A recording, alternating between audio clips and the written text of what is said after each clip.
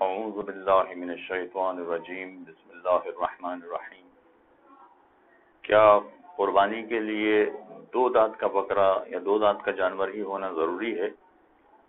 اصل مسئلہ دو دانت کا نہیں ہے، اصل مسئلہ یہ ہے کہ اس کی عمر پوری ہونی چاہیے۔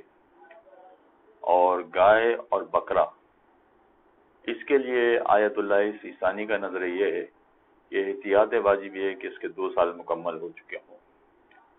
2 سال مکمل ہو چکے ہوں، عین ممکن ہے کہ بکرے میں یا گائے میں جب بکرے کی عمر 1 سال ہو جائے، 1.5 سال ہو جائے تو وہ 2 دانت کا ہو چکا ہو، تو 2 دانت کا ہو چکا ہوگا، مگر اس کے باوجود آیت اللہ سیستانی کی یہاں احتیاط واجب ہے کہ یہ جانور قربانی کے قابل نہیں ہے۔ اور اگر فرض کیجئے کہ 2 سال اس کی عمر پوری ہو جاتی ہے تو عین ممکن ہے کہ دو دانت کے بجائے 4 دانت کا ہو جائے، تو فرق نہیں پڑتا اس سے کہ 2 دانت ہے یا 4 دانت ہے، اصل مسئلہ عمر کا ہے۔ بکرے کی عمر 2 سال، گائے کی عمر 2 سال، اور اگر بھیڑ یا دمبے ہیں تو اس کی عمر 7 مہینے پورے ہو چکے ہوں، اور یہ 7 مہینے پورے ہو چکے ہوں، عین ممکن ہے کہ اس میں 7 مہینے میں یہ بھیڑ 2 دانت کی بنی نہ ہو ابھی، مگر اس کے باوجود اگر اس کی عمر پوری ہو گئی، یعنی 7 مہینے پورے ہو گئے، تو اس جانور کی قربانی ہو سکتی ہے۔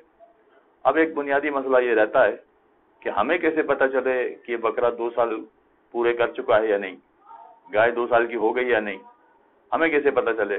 جی ہاں، یہ مشکل مسئلہ ہے، شہر والوں کے لیے بطور خاص بہت مشکل مسئلہ ہے۔ چنانچہ جو اس شعبے کے ماہرین ہیں اس سے معلوم کرنا چاہیے۔ معیار 2 دانت یا 4 دانت یا کھیرا جانور نہیں ہے، معیار عمر ہے۔ چنانچہ جو اس مسئلے کے اس شعبے کے ماہرین ہیں ان سے معلوم کرنا چاہیے کہ جانور کی عمر 2 سال کیسے پتہ چلتی ہے، چاہے وہ بکرا ہو یا گائے ہو، یا مثلا 7 مہینے بھیڑ کے پورے ہو گئے ہیں، کیسے پتہ چلے گا کہ 7 مہینے کی ہو گئی ہے بھیڑ؟ یہ جو اس شعبے کے ماہرین ہیں ان سے پوچھنا چاہیے۔ ہو سکتا ہے کہ شہر والوں کے لیے دشوار ہو، مگر ان کے لیے کوئی دشواری نہیں ہوگی۔